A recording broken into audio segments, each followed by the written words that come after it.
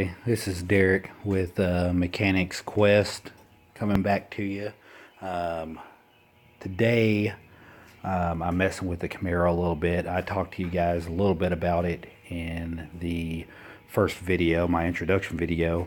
Right here, we're gonna, since there's some better day, it's a better day. There's not a lot of sun out, but it is definitely warmer.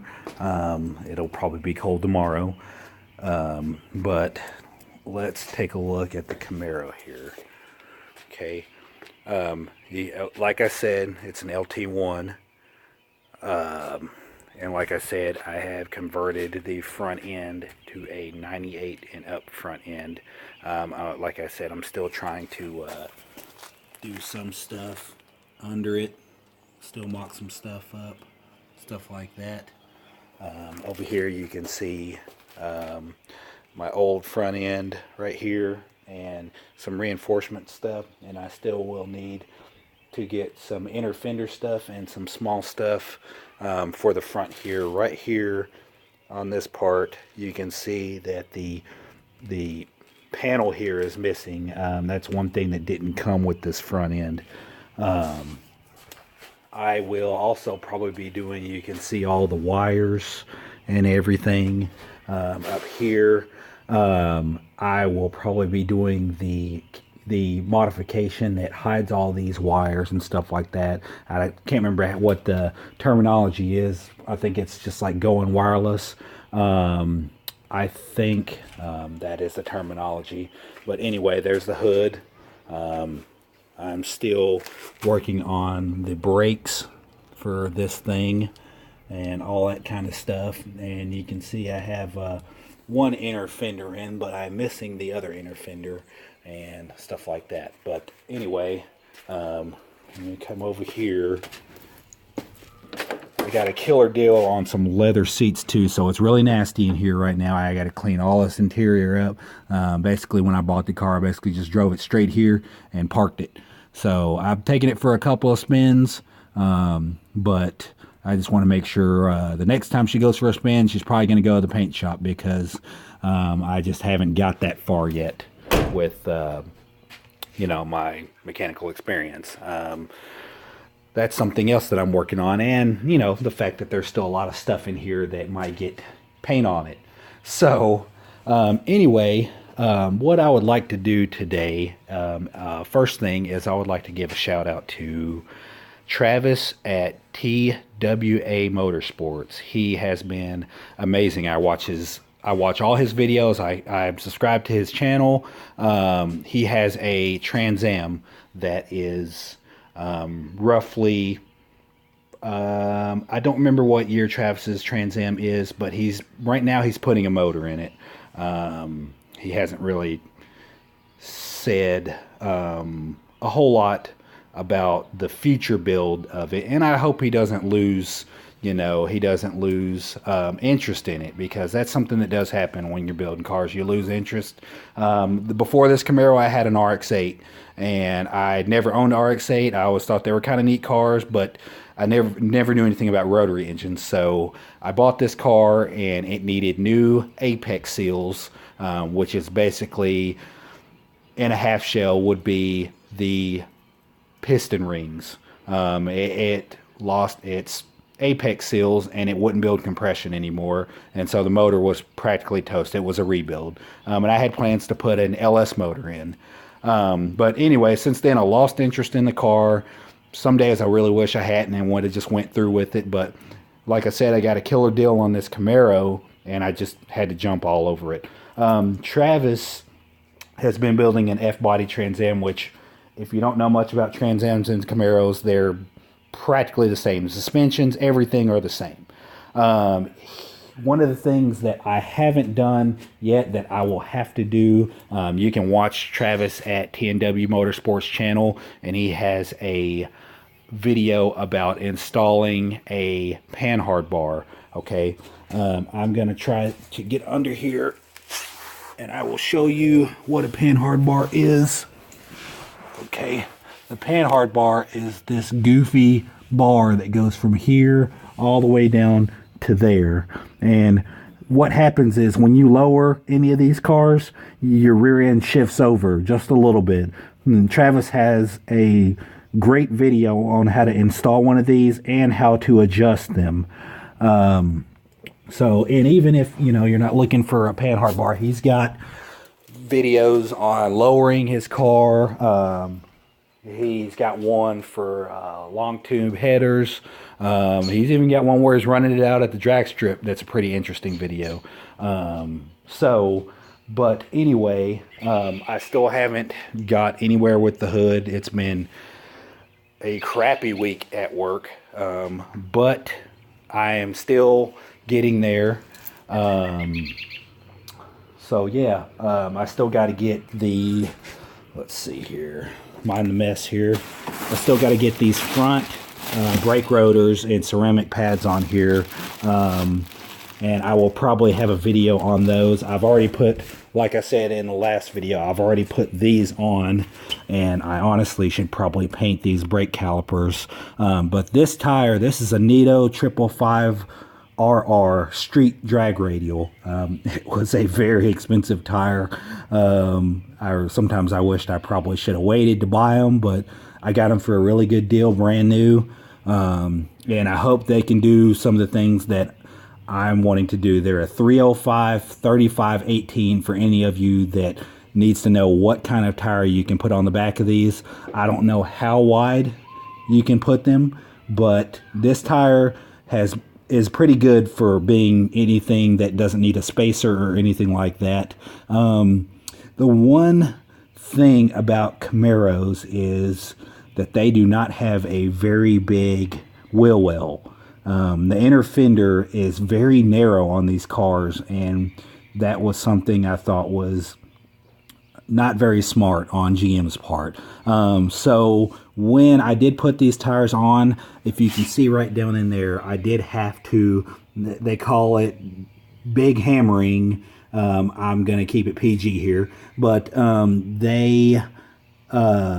you have to knock the inner fender in to fit a bigger wheel and a bigger tire. In this instance, this is a Corvette replica wheel, which I just fell in love with when I saw it. And this is a much wider tire than what comes stock on this car. And the only way that they fit is if you do this. It didn't rub anywhere else but right here in this area. And honestly, I will probably paint this area sometime in the future.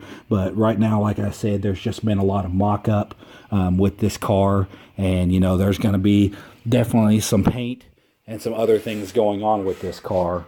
The SS spoiler did give me some trouble. As you can see all of the fiberglass all over the place.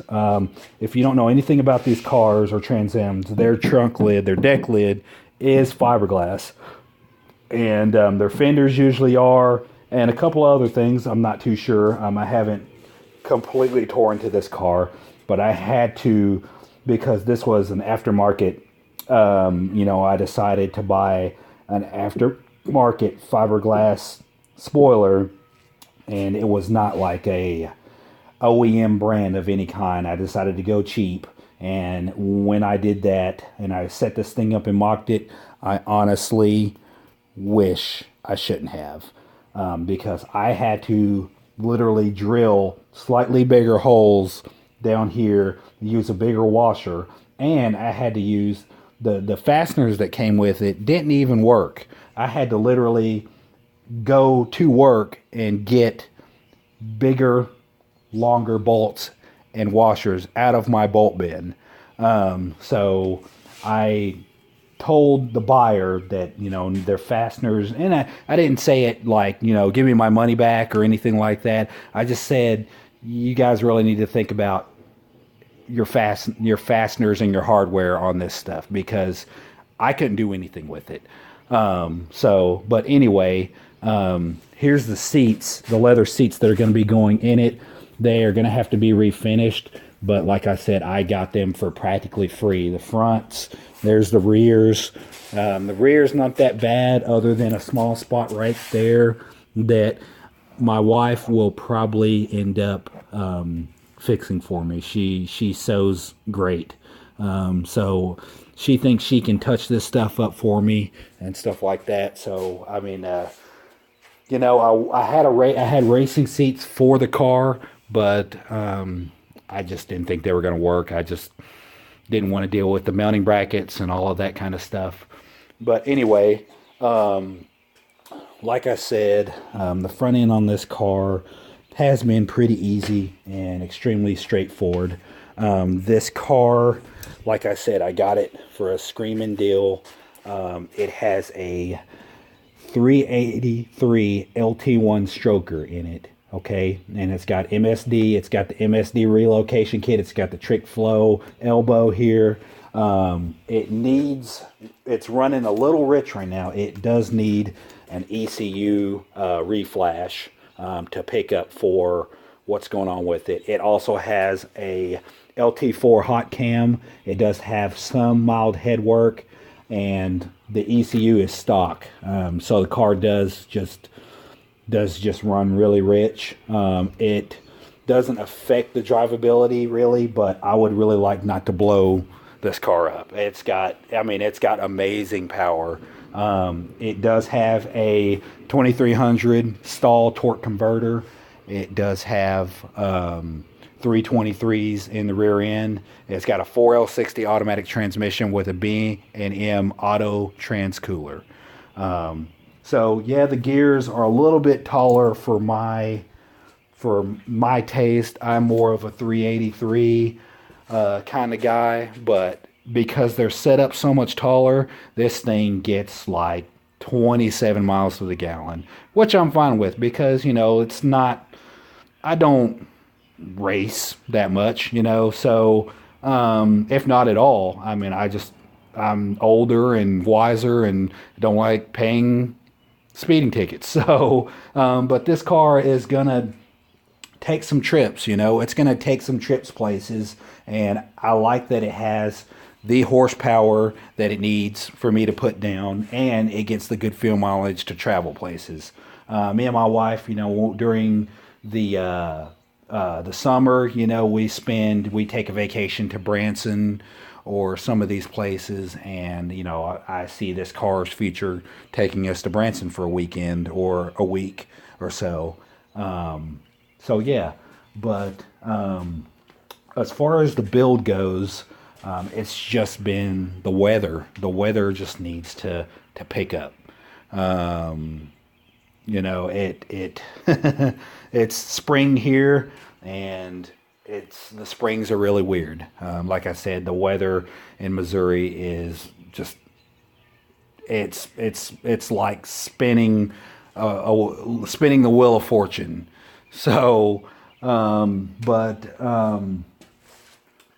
know, the car is coming together very quickly. I'd really like to see it painted and done before it gets too hot, you know, so I can make some trips to work in it. You know, I can probably align it at work. I'm having some camber problems on the front end that I'll need to address with probably an aftermarket lower A-arm of some kind, and I will probably align it if my alignment machine permits it. It doesn't like smaller cars like this. It's designed for big semi trucks and big trailers and stuff like that. So it just depends on how it's going to be set up when I take it there. So as of right now, it's just a slow process of when I can get off to do it, and the weather permitting.